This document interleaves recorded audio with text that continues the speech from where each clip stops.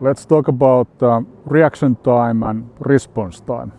Two different things. So when we are fighting with swords, we are reacting a lot faster than what is the human reaction time. So we need to think that how in earth is this even possible? So if you go to on some website and there is this button, it turns the color from green to red, for example, then you have to press it.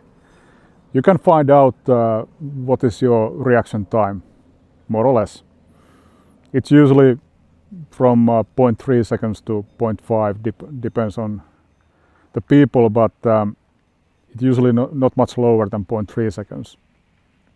Now the funny thing here is that how long does it take for my sword tip to move from here to the opponent's head, for example? It's about 0.3 seconds or maybe a little bit less. So if somebody's hitting me in 0.3 seconds and then they already hit me, so starting from static position, they fire the sword and the sword tip is here in 0.3 seconds. If I start only moving at that point, I'm already hit, so I can't even parry that. But that's the standard reaction time. So what is going on here? And I had a hard look here that how is it possible to react faster than human reaction time? And it turns out that this has been studied a little bit. So what happens, so how it works here is that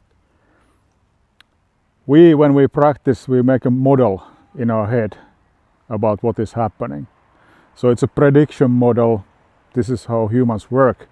So if I'm here and you are looking at me, if you know my fighting style, you have some kind of idea what I'm gonna be doing next. And then if you see just a tiny movement here, your prediction model starts to calculate what I'm gonna be doing. And this movement, it doesn't take a lot of time.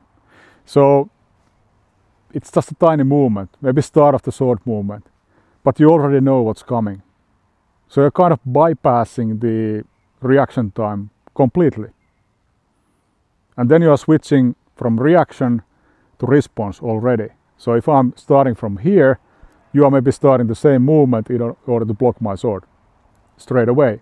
So you are not waiting for the sword to come in and then start the block, because you already know what is happening. So the reaction time is the time it takes to start some kind of reaction or counter movement. So in sword fighting, if I'm being hit, my reaction would be to start the counter movement so that I won't get hit. Maybe I'm also stepping away. And the response time is that when the opponent goes, how long does it take for me to complete my action? So from the start of the opponent's movement, how long does it take for me to complete my counter action? That's the response time. So response time is typically longer than reaction time. So what has been found out that in sword fighting or martial arts style of situation, the reaction time is actually much lower than the standard 0.3 seconds. It can be 0.1 seconds or even less. And the prediction model works that the further my sword goes from here, the more and more accurate your prediction will be.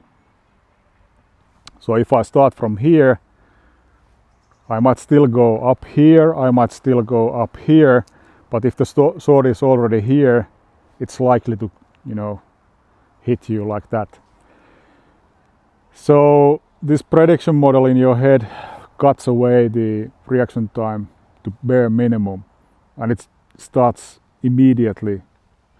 Even if your opponent is not moving, you can already predict, yes, with the margin of error, what your opponent is going to do next. And that's the reason why you are faster than the human reaction time. because you already anticipate and prepare the counter movement. Well, if the opponent then does something unexpected on the way, you try to adjust. But here it comes because if you are, as a sword fighter, a predictable person, so if you cut here, you will always make this cut here, you will always make this cut, then your opponent's models match very well what you are doing. But if you cut normally here, you instead of cut low to the leg here, that makes it more difficult for your opponent to anticipate what you are doing. Or if you switch to a thrust. And so the essence here from a fighting standpoint is to try to surprise your opponent, be unpredictable, so that especially the response time will increase. So many things in sword fighting are done in such a way that what you do will increase the response time of your opponent, and that is the time you are creating. You're actually creating time for yourself to execute your movement safely, and that is how you win. But if both opponents are using the same techniques all the time, then it becomes a game like who makes a mistake for some reason. Because they are equally fast and they can predict very well what is happening, so then the fight can take quite a long time until somebody, steps in the rabbit hole or falls down or gets disoriented or something like that, so that then the other guy can actually score a hit. But the more advanced way of doing is to try to find ways to surprise your opponent in order to increase the response time.